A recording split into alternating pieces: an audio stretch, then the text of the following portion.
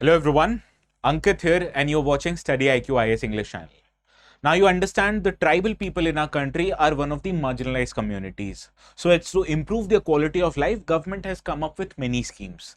Now these schemes, particularly two of them, will be the subject of our today's discussion. But first let us understand why are we discussing those schemes. Now to download the notes, these will be made available after the video ends on the Telegram channel ATS Live. So you can go to this Telegram channel, subscribe to it if you still haven't, and download the notes. Alternatively, you can also scan the QR code. This will definitely take you to the channel, right? Now let us understand the context first. Now the Ministry of Tribal Affairs, it has rolled out a large-scale outreach campaign for implementation of its welfare schemes in over 50 districts of the country, aiming to cover 1 lakh tribal-dominated village and habitations. Now, these outreach program by the Ministry of Tribal Affairs has been pegged to benefit using what is known as the benefit saturation camps. What are these benefit saturation camps? What are the intention of setting up these camps? I will let you know in our today's discussion only. And these camps are aimed at doorstep delivery of two flagship schemes of Government of India known as Pradhan Mantri Janjati Adivasi Nyay Mahabhiyan PM Janman, as well as Dharti Aba Janjati Gram Utkarsh Abhiyan, which is also a scheme by Ministry of Tribal Affairs. So in our today's discussion, we'll understand how these schemes work, then we'll understand benefit of saturation of camps. Now what you need to understand that this was officially launched on 15th of June and this outreach program will continue for next 15 days, that is a fortnight. And among many of the implementation that will be done, it will provide basic documentation to the tribal people, including Aadhaar cards, including Ayushman Bharat cards, including grant of titles, which the tribals will be provided under the Forest Rights Act, and also opening up of pension accounts as well as Jan Dhan bank account will be done for tribals. So this is basically the summary of what will be done. First, let us understand what are the benefits provided to tribal people under Forest Rights Act. Then we'll cover these other schemes that we have discussed in detail. Okay. Now, the Forest Rights Act, FRA 2006, it is officially known as the Scheduled Tribes and Other Traditional Forest Dwellers Recognition of Forest Rights Act 2006. The purpose of bringing this act was to recognize and secure the rights of scheduled tribes and other forest dwellers over the land and resources. So what are the rights that are recognized by this act? Let us understand.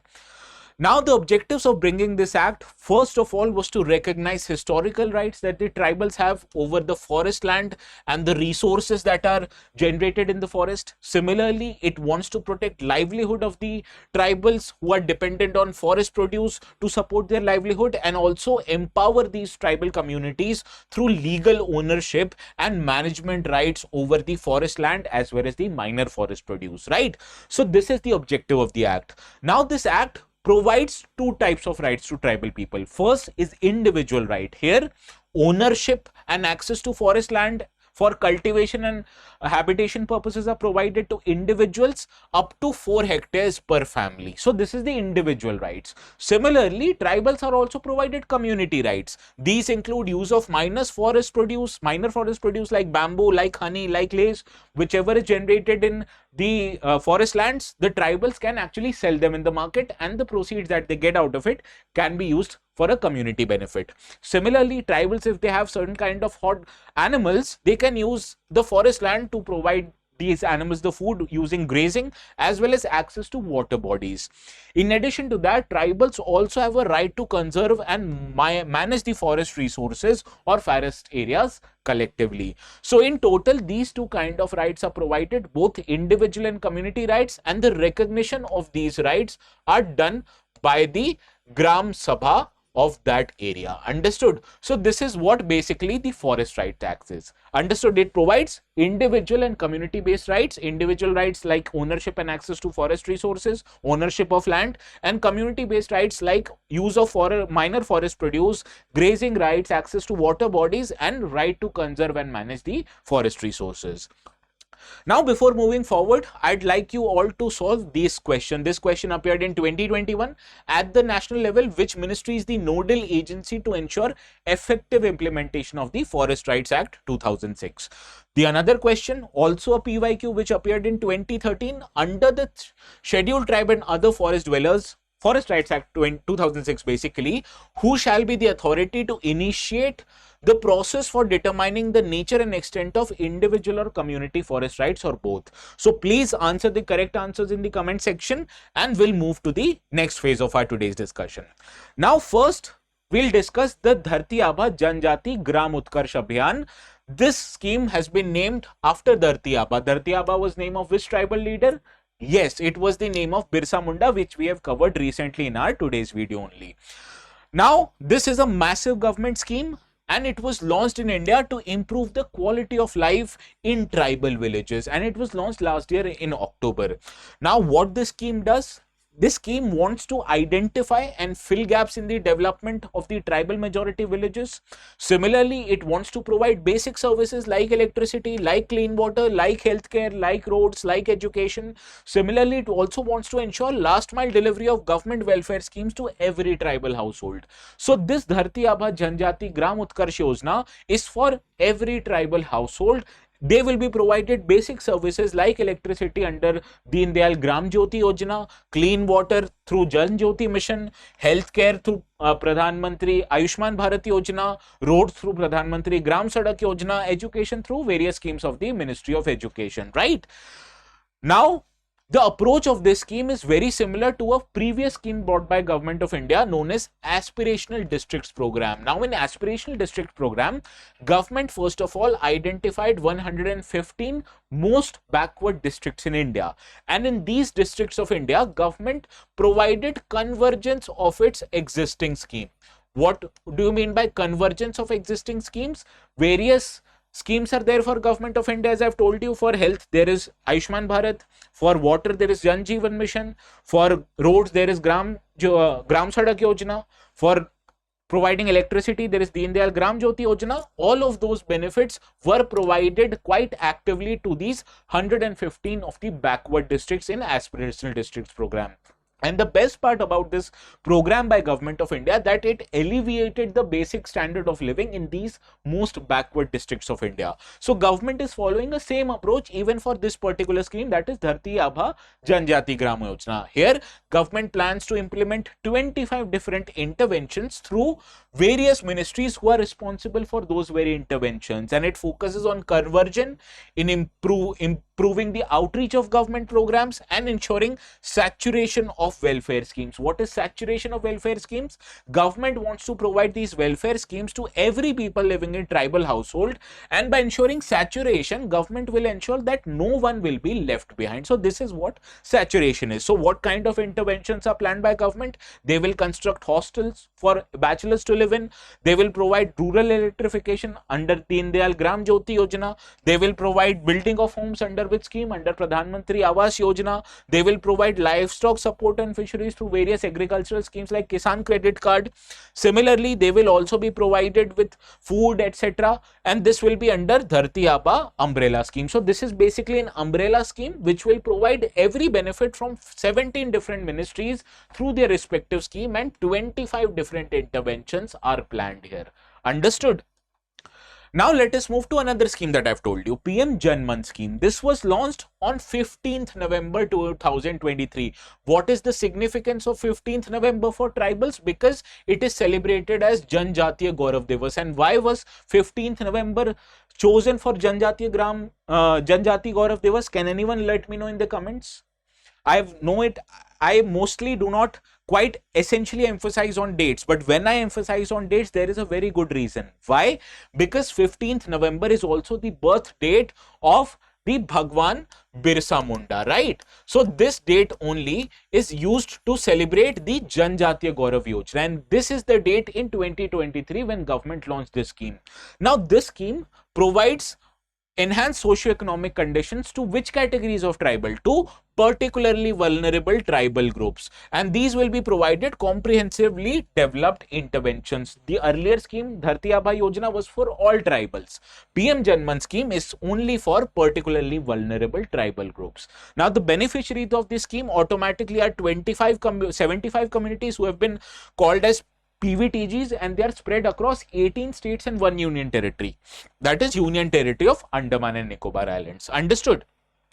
Now, what happens in this scheme? The scheme is again of Ministry of Tribal Affairs, who is the nodal ministry for implementation of this scheme, and it coordinates with 9 different ministries and departments of Government of India and the respective state governments, and these schemes are provided to PvtGs group. And the focus of this scheme is to provide 11 critical interventions in various sectors like housing, like providing drinking water, like healthcare, like nutrition, like livelihood, so as to improve the overall quality life of PvtGs. So this basically works the same way like Aspirational Districts Program and the Dharti Aba Yojana. Here 11 critical ministries who have their own schemes. These schemes will be provided to PvtGs under the overall guidance of which ministry? Guidance of Tribal Affairs Ministry. Understood?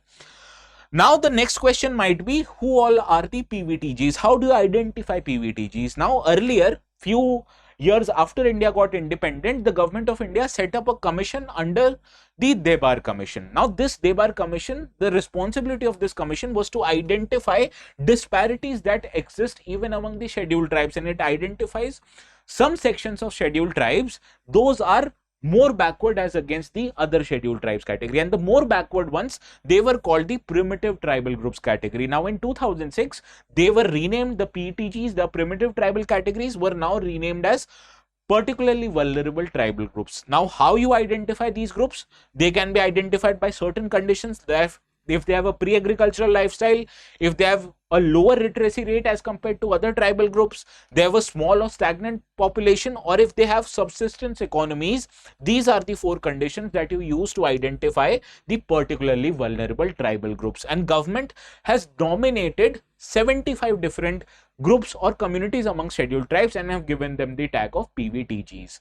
Now earlier in 2011 census, government identified that the total tribal population in India was how much? Was 10.45 crores, and out of these 75 communities who are living in 18 states and 1 union territories, they are now denominated as particularly vulnerable tribal groups, right? So which states are they spread across? The state of Odisha has the highest number of PvtGs, that they house 15 of these particularly vulnerable tribal communities. It is followed by Andhra Pradesh with 12 communities, Bihar and Jharkhand with 9, Madhya Pradesh and Chhattisgarh with 7, Tamil Nadu with 6, Kerala and Gujarat, whereas rest of these communities are spread across Maharashtra, West Bengal, Karnataka, Uttarakhand, Rajasthan, Tripura and Manipur, right? Now I talked about that these PvtGs are also in 1 union territory, that is Union Territory of Andaman and Nicobar Islands. Tribes are also in the other union territories like Ladakh, but those are not PvtGs. PvtGs are there only in 1 union territory, Andaman and Nicobar Island, and all 4 tribal groups that are living in Andaman Islands and 1 tribal group living in Nicobar Islands have been given the tag of PvtGs. These are Andamanis, Onge, Sentinelese and Shompens, whereas Nicobaris of Nicobar Island, they are also recognized as PvtGs. Understood? So PvtGs are those communities who have a very pre-agricultural lifestyle, they have low literacy rate, they have small or stagnant population, or they have subsistence economies, right? Now, what you need to understand, the benefits that are provided under this initiative, the government. I told you in the starting, these benefits are provided under what is known as benefit saturation camps. And these are the camps which government set up to provide extensive outreach, and these are aimed and designed to provide benefits to eligible citizens, right? So here, who are the eligible citizens? Tribal people, and they mostly live in remote and underserved areas. So they will be provided full range of benefits from central and state government schemes under 1 camp, and these camps are called as benefit saturation camps. Why are these called as benefit saturation camps? Because the goal of the government is to provide every eligible person the benefits and to leave no person behind. That is why these are called as saturation camps, and these benefits across all different schemes are provided under 1 particular roof in a camp, right? Now, the benefit of these camps, first of all, is that it provides single window access. Camps bring multiple government departments at 1 location, making it easier for the people. So whether you have to get your Aadhaar card, you have to open bank account, you don't have to run to different locations. You can just come to one of these camps and your problem will be solved. Similarly, you will also get other benefits like Kisan credit cards. You can get your Ayushman health cards also. This provides government an option to reach the intended population quite efficiently. That is a targeted outreach program. Special focus is placed on the marginalized communities like scheduled tribes, which helps government to bridge the gaps that exist in their services, right? Similarly, it also helps government to increase the awareness and improve the enrollment under the schemes. Camps, they help raise awareness about the schemes that are there. People would know about these schemes and eligible people can enroll on the spot. Therefore, this will not provide rather administrative hurdles to the government. Also, it helps government to combine efforts from multiple government departments. All the people would be sitting under one roof. So suppose if you go to one location, people will not say go to another location to get benefits. You will be connected to the respective authorities in that camp and you can get the benefit, right? So these are the key features of this scheme. Now, what are the main benefits of this scheme? First of all, it improves inclusion. It ensures that the most vulnerable of the people are not left out.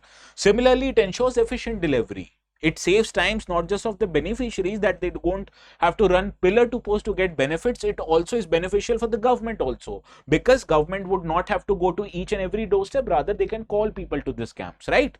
It also helps educate communities about what are their entitled benefits. We have known many rural people, they are not aware of the benefits that the government is giving them. So they will come to know about it. Also, it helps government to solve problem in real time.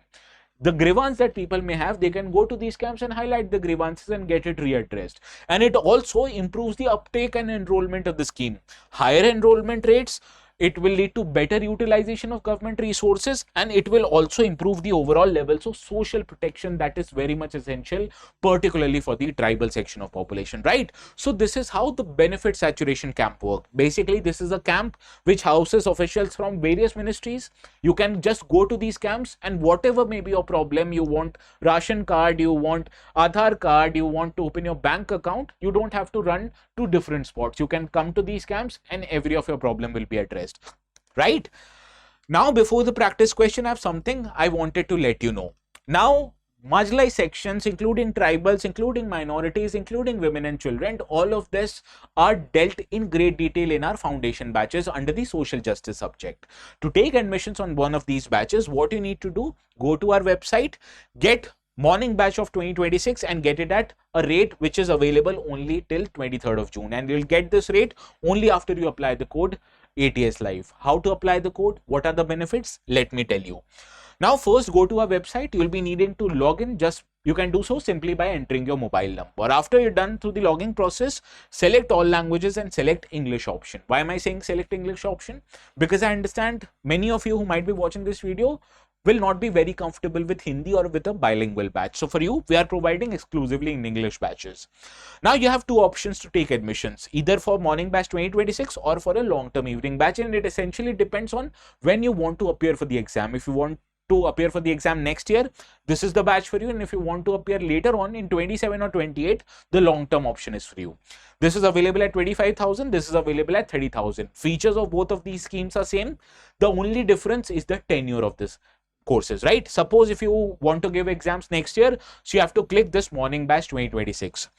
Right now it says that the course is available at 31,999, but you can get it for significantly less if you use the code which is flashing on the bottom half of your screen, that is ATS Live. You can use that code for any courses, right?